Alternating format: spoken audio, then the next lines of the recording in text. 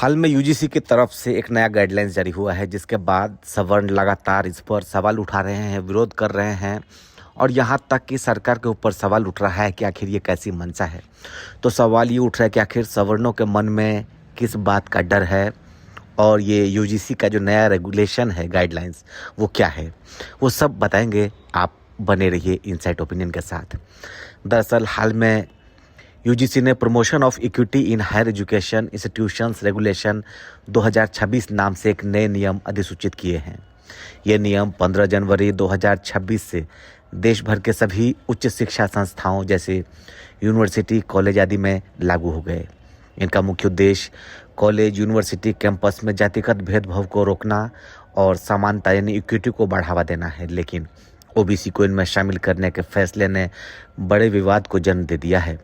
सामान्य वर्ग के छात्रों में खासा गुस्सा है और सोशल मीडिया पर इसे कॉलेज का नया SC/ST एक्ट कहकर विरोध किया जा रहा है। आइए समझते हैं कि इसके पीछे क्या है पूरी कहानी। नए नियमों की क्या है मुख्य बातें। दरअसल ये नियम 2012 के पुराने भेदभाव विरोधी नियमों का अपडेटेड संस्करण है।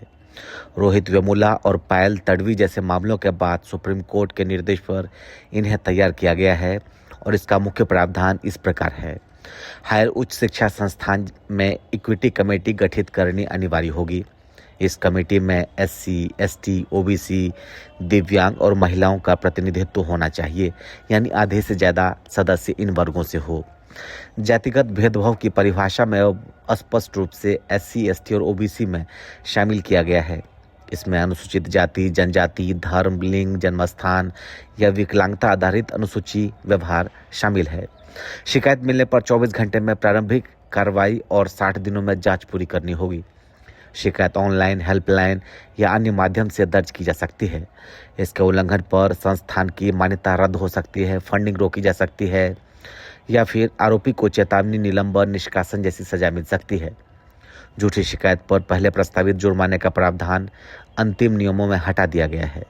ये नियम फरवरी 2025 में जारी ड्राफ्ट पर आधारित है, जिसकी संसदीय समिति अध्यक्ष दिग्विजय सिंह ने समीक्षा की और ओबीसी को शामिल करने की सिफारिश की, जिसे यूजीसी ने मान लिया। अब बताते हैं कि विवाद की वजह क्या है और ओबीसी को क्यों शामिल किया गया।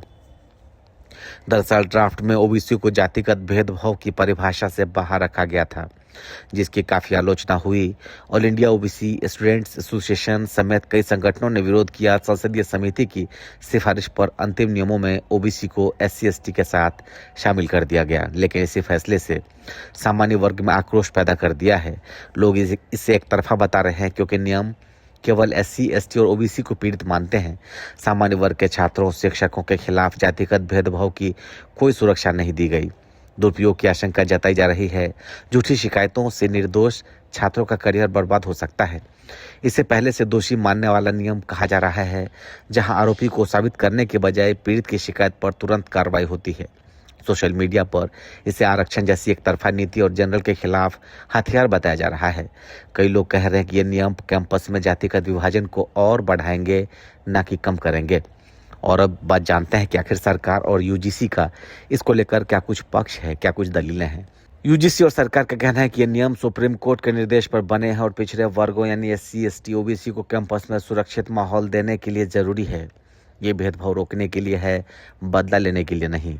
संसदीय समिति की सिफारिश को अपनाकर ओबीसी को शामिल करना न्याय संगत कदम है। यूजीसी के इन नए कदमों का मकसद अच्छा है, जातिगत भेदभाव खत्म करना और समावेशी शिक्षा देना है। लेकिन ओबीसी को शामिल करने और झूठी शिकायत पर दंड न होने से विवाद बढ़ गया है। सामान्य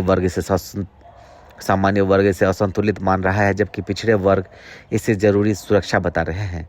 आने वाले दिनों में इस पर और बहस होगी, क्योंकि ये नियम सभी कैंपसों पर सीधा असर डालेंगे। क्या ये वाकई समानता लाएंगे या फिर नया तनाव पैदा करेंगे, ये वक्त ही बताएगा। लेकिन इसी वजह से इस पर बवाल मचा हुआ है। आप सुन रहे हैं इनसाइट ओपिनियन।